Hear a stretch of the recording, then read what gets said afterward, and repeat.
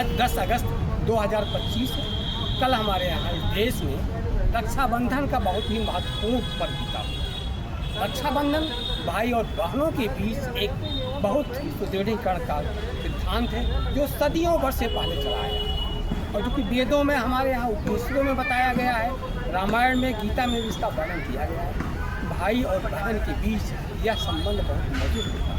इसमें भाई जो है अपनी बहन से प्यार करता है और बहन अपने भाई से प्यार करने के लिए दो तागे बांधने के लिए उसके हो जाती है और वो पूरे सम्मान के साथ बहन और भाई में रहता है, प्यार है नहीं है। उसके बाद उनकी जो समस्याएँ हैं, जो खाना पीना उठना बैठना, वो सब पूछते मिलते हैं। जो सुख दुख होता है इसमें भाई बहन से भी पूछी बात करता है और बहन भी भाई को भी अवैध करती है। ये त्यौहार जो हुआ परसों कल बहुत अच्छा हुआ। उस त्यौहार के बीच में कल यहाँ पर बहुत बरसात दिल्ली में हो रही थी, इसलिए इस त्यौहार में थोड़ा रंग में भंग हुआ कि जो प्रथम मुहूर्त था उसमें लोग कम जा पाए और जो पानी बंद हुआ 2 बजे के बाद तो लोगों को हुआ। हमारे दुकानों पर बहुत ही ज़्यादा भीड़ थी, मिठाई की दुकानों पर सबसे ज़्यादा भीड़, गिफ्ट दुकानों पर बहुत ज़्यादा भीड़ थी, रक्षाबंधन लेने वालों दुकानों पर ज़्यादा भीड़। लेकिन उसके बीच भी कुछ ही लोग शायद हो चुके हैं जो नहीं जा सके या किसी कारण पर, बाकी सभी ने इस बंधन को, इस प्यार को जताया। हमें आशा है कि यह प्यार सदियों वर्ष चलता रहेगा।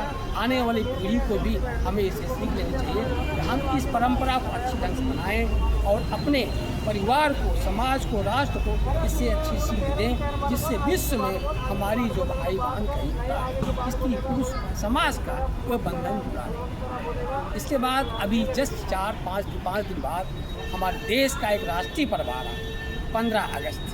वह 15 अगस्त लाल किले से हमारे प्रधानमंत्री जी झंडा फहरा करके देश को संबोधित करते हैं और उसमें अपने किए हुए काम, अपनी योजनाएं देश के प्रति, विदेश के प्रति पूरी रखते हैं कि हमने पिछले 12 वर्षों में क्या क्या किया है और आगामी 5 वर्ष या 7 वर्ष हमारी क्या 2040 तक, 50 तक किस हर क्षेत्रों में हमारी क्या योजनाएं, छोटे बच्चों से, नवजात शिशुओं से लेकर बुजुर्गों तक, किसानों से लेकर सैनिकों तक, वैज्ञानिकों से लेकर इंजीनियरों तक, उसमें कैसे कैसे उनको सुविधाएं प्रदान करना है तथा उससे हमारे देश के नागरिकों को क्या मिलेगा, उन तकनीकियों से, उन वैज्ञानिकों से तथा उन आविष्कारों से हमारे देश को नई चीज़ें देना है।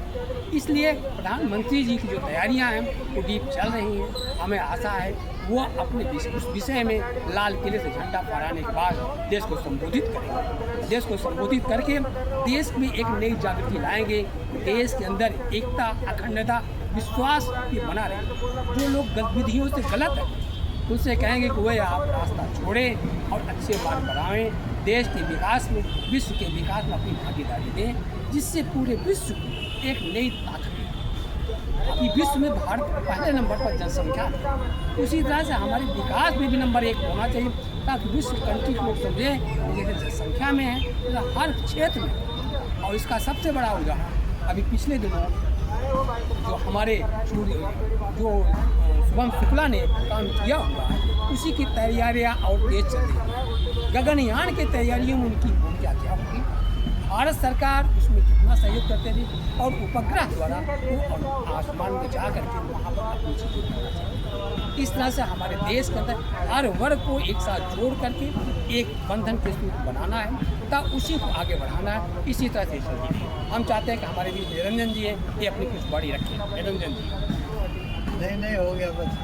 अरे साहब आप भी कुछ थैंक यू भाई। अंकित जी हमारे बीच हैं, इन्होंने बहुत मेहनत किया हुआ है। हम चाहते हैं कि अंकित जी इस तरह से करते रहे और आगे बढ़ते रहे। ठीक है, बहुत बहुत